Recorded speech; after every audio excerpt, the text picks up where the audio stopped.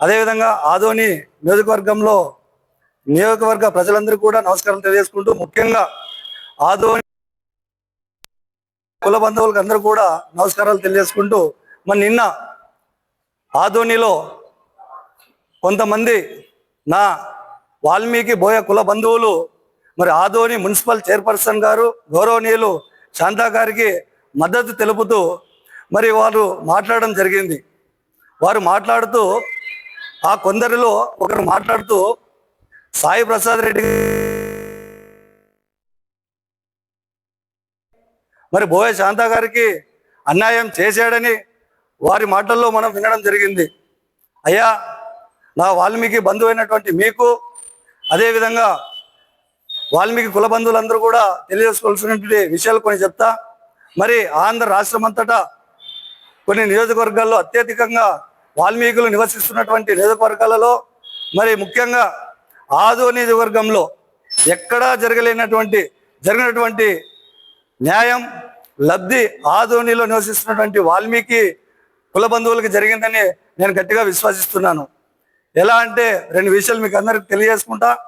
మరి సాయి ప్రసాద్ రెడ్డి గారు గౌరవనీయులు అప్పటి ఎమ్మెల్యే గారు సాయి ప్రసాద్ రెడ్డి గారు 2021 సంవత్సరంలో రాష్ట్రం అంతటా మున్సిపల్ ఎలక్షన్స్, పంచాయతీ ఎలక్షన్స్, అదేవిధంగా మండల పరిషత్ ఎలక్షన్లు జరిగిన తర్వాత చైర్మన్ గారిని, చైర్పర్సన్ గారులను ఎన్నుకునే సందర్భంలో మరి గౌరవ అప్పటి ఎమ్మెల్యే సాయి ప్రసాద్ రెడ్డి గారు కొంతమంది వైఎస్ఆర్ పార్టీ ముఖ్య నాయకులను పిలిచి చర్చించడం జరిగింది. ఆదోని మున్సిపల్ చైర్పర్సన్గా మరి ఎవరు ఎన్నుకుంటే బాగుంటుందని ఆ చర్చ జరిగినప్పుడు వాళ్ళ అభిప్రాయాలు కొంతమంది నాయకులు తెలియజేశారు. మరి అప్పుడు ముఖ్యంగా సాయి ప్రసాద్ రెడ్డి గారు మరి ఆయన మనసులో ఉన్నటువంటి వాల్మీకులను చైర్పర్సన్గా చేస్తే బాగుంటుందని అందరి ముందు ఆయన మాటగా ముందు పెడితే అక్కడ ఉన్నటువంటి ముఖ్య నాయకులు కొంతమంది, అన్నా మీ మాట చాలా గౌరవంగా ఉంది, చాలా మంచి ఆలోచన, ఆదోని మున్సిపల్ 150 ఏళ్ల చరిత్రలో పైబడిన చరిత్ర కలిగినటువంటి రాజకీయ పార్టీలు కూడా వాల్మీకులను చైర్పర్సన్గా ఎన్నుకోవడం కానీ చైర్మన్గా ఎన్నుకోవడం కానీ పాపాన పోలేదు. మరి ఇటువంటి తరుణంలో మీరు వాల్మీకులను చైర్పర్సన్గా చేస్తే మీ పేరు ఆదోని చరిత్రలో వాల్మీకుల మనసులో చిరస్థాయిగా నిలబడిపోతుంది. దీనికి అందరూ కూడా మద్దతు తెలుపుదామని అక్కడ ఉన్నటువంటి నాయకులందరూ కూడా మద్దతు తెలపడం జరిగింది. తర్వాత వాల్మీకుల్లోనే కౌన్సిలర్లు, సీనియర్ కౌన్సిలర్లు ఉన్నారు. మరి ఎవరికి ఇస్తే బాగుంటుందంటే సాయి ప్రసాద్ రెడ్డి గారు నా సహచరుడు, స్నేహితుడు, మరి నన్నే నమ్ముకున్నటువంటి గౌరవనీయులు బోయ సింహం నాగేంద్ర గారికి ఇస్తే బాగుంటుందని ఆయన మనసులో మాట చెప్పడం జరిగింది. సరే, 5 సంవత్సరాలు సమయం ఉంది కదా, 2.5 సంవత్సరాలు శాంతం గారికి ఇద్దాము, తర్వాత 2.5 సంవత్సరాలు మరొకరికి అవకాశం ఇద్దామని అంటే సీనియర్లు ఒక దృష్టిలో పెట్టుకొని ఆయన నిర్ణయం తీసుకోవడం జరిగింది. సరే, గౌరవ కౌన్సిల్ సభ్యులు అందరిని పిలిచి మరి వాళ్ళందరి మద్దతు తీసుకొని ఆ రోజు గౌరవ శాంతా గారి పేరును వైఎస్ఆర్ కాంగ్రెస్ పార్టీ సెంట్రల్ ఆఫీస్కు, అప్పటి వైఎస్ఆర్ ప్రభుత్వ పెద్దలకు మరి ఆ యొక్క శాంతా గారి పేరును సూచించడం జరిగింది. సాయి ప్రసాద్ రెడ్డి గారు సూచించినప్పుడు మరి ఆనవాయితీగా రాజకీయ పార్టీలు ఎలక్షన్ చైర్మన్ ఎన్నుకునేటప్పుడు రాజకీయ పార్టీలు కూడా ఆనవాయితీగా వస్తుంది.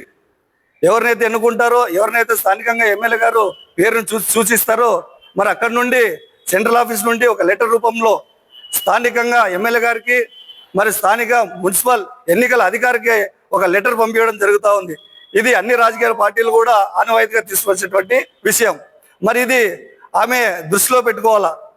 లేదు నాకు పైనుండి వచ్చింది లెటరు, నా పేరు పైనుండే వచ్చింది అని అనడం మంచి పద్ధతి కాదు, సమంజసం కాదని కూడా ఈ సందర్భంగా శాంతక్క గారికి నేను తెలియజేసుకుంటా ఉన్నా. అదేవిధంగా అటువంటి తరుణంలో ఇక్కడ మున్సిపల్ చైర్పర్సన్గా శాంతమ్మ గారిని వాల్మీకులకు ఇవ్వడం చాలా హర్షించదగ్గ విషయం. మరి అదేవిధంగా మండల పరిషత్ చైర్పర్సన్ కూడా వాల్మీకి బోయ కులానికి చెందినటువంటి దానమ్మ గారికి ఇచ్చి మరి వాల్మీకులకు పెద్దపీట వేసిన ఘనత సాయి ప్రసాద్ రెడ్డి గారిని కలిసి ఈ సందర్భంగా కుల బంధువులకు అందరూ కూడా నేను తెలియజేస్తాను. అంతేకాకుండా 2004 సంవత్సరంలో మరి జడ్పీ వైస్ చైర్మన్ గా జిల్లా మొత్తం కూడా ఏమాఏమీలు నాకు కావాలంటే నాకు కావాలని జిల్లాలో ఉన్నటువంటి ఏమాఏమి నాయకులందరూ కూడా గట్టిగా పోరాడితే లేదు లేదు నా వాల్మీకి సోదరులకి ఇవ్వాలి, నా బంధువులు ఖచ్చితంగా వాల్మీకి ఇవ్వాలని మరి మన ధనాపురం తిక్కన్న గారిని కూడా జడ్పీ వైస్ చైర్మన్ గా చేయడము సాయి ప్రసాద్ రెడ్డికి ఘనత చెందుతుందని ఈ సందర్భంగా నేను కుల బంధువులకి అందరూ కూడా తెలియజేసుకుంటా ఉన్నా. అంతేకాకుండా అక్క శాంతమ్మక్క మీరు ఒక మాట అన్నారు మొన్న మాట్లాడుతూ కిషోర్ భార్యకి ఇవ్వచ్చు కదా అని. అక్క నిజమే, నేను నా భార్య పోయి సాయి ప్రసాద్ రెడ్డి గారిని నేను అడగడం జరిగింది. అన్న మా నాన్న కొండారెడ్డి గారు 2 సార్లు గెలిచినారు కౌన్సిలర్గా, మా అన్న మురళన్న ఒకసారి కౌన్సిలర్గా గెలిచినాడు, మరి నా భార్య కూడా వీకే కీర్తన 2 సార్లు కౌన్సిలర్ గెలిచినాము, మరి మా కుటుంబానికి కూడా న్యాయం చేయండి అంటే ఆయన ఒకటే చెప్పాడు, కిషోర్ నీకు చిన్న వయసు, కీర్తనది చిన్న వయసు, సీనియర్లని మనము గౌరవించడం మన పద్ధతి, కాబట్టి ఇప్పుడు ప్రస్తుతానికి సింహం నాగేంద్ర గారి భార్య అయినటువంటి శాంతమ్మ గారికి ఇస్తాము, నీకు ఇంకా అవకాశం ఉంది, భవిష్యత్తులో నువ్వు పార్టీకి పనిచేయి, నేను పార్టీ గుర్తిస్తాను కూడా ఆయన నాతో చెప్పడం జరిగింది. అంటే ఈ విధంగా వాల్మీకి కుల బంధువులు కూడా అందరూ ఆలోచన చేయండి. రాష్ట్రంలో ఎక్కడ లేని విధంగా వాల్మీకులు నివసించేటువంటి నియోజకవర్గాల్లో ఎక్కడ జరిగిన విధంగా కేవలం ఆదోని పట్టణంలో ఆదోని నియోజకవర్గంలోనే వాల్మీకులకు పెద్దపీట వేసిందని నేను ఖచ్చితంగా విశ్వసిస్తున్నాను. అదే విధంగా కర్నూలు మేయర్ పదవిని కూడా వాల్మీకులకి ఇవ్వడం జరిగింది. మరి కర్నూలు జిల్లా గ్రంథాలయ చైర్మన్ కూడా వాల్మీకులకే కేటాయించడం జరిగింది. అదే విధంగా వైఎస్ఆర్ కాంగ్రెస్ పార్టీ గతంలో బీసీలకు పెద్దపీట వేయడం మనం అందరం చూసాము. అదే తరుణంలో వాల్మీకులైనటువంటి గౌరవనీయులు గుమ్మనూరు జయరామన్న గారిని 2వసారి కూడా మంత్రి పదవిగా కొనసాగిస్తూ మరి వాల్మీకులకు పెద్దపీట వేసిన ఘనత వైఎస్ఆర్ కాంగ్రెస్ పార్టీ దానికి ఈ సందర్భంగా కుల బంధువులకు అందరూ కూడా నేను తెలియజేసుకుంటా ఉన్నా. అదేవిధంగా ఆదోని వాసి అయినటువంటి మన వాల్మీకుల ముద్దుబిడ్డ డాక్టర్ మధుసూదన్ సార్ని కూడా ఎమ్మెల్సీగా చేయడము వైఎస్ఆర్ కాంగ్రెస్ పార్టీ ఘనతనికి మన వాల్మీకులకి మంచి పెద్దపీట వేశారని వాల్మీకి కుల బంధువులు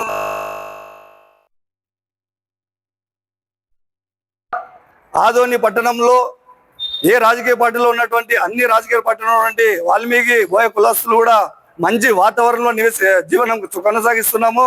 మరి ఇక్కడ ఎటువంటి విభేదాలు విద్వేషాలు సృష్టించకుండా మరి ఎవరైనా మాట్లాడండి, మంచి వాతావరణంలో మాట్లాడాల్సిందిగా కోరుకుంటూ కుల బంధువులు అందరూ కూడా నేను నమస్కారం తెలియజేసుకుంటూ నా పేరు వాల్మీకి కొండారెడ్డి కిషోర్, వైఎస్ఆర్ కాంగ్రెస్ పార్టీ కార్యకర్త.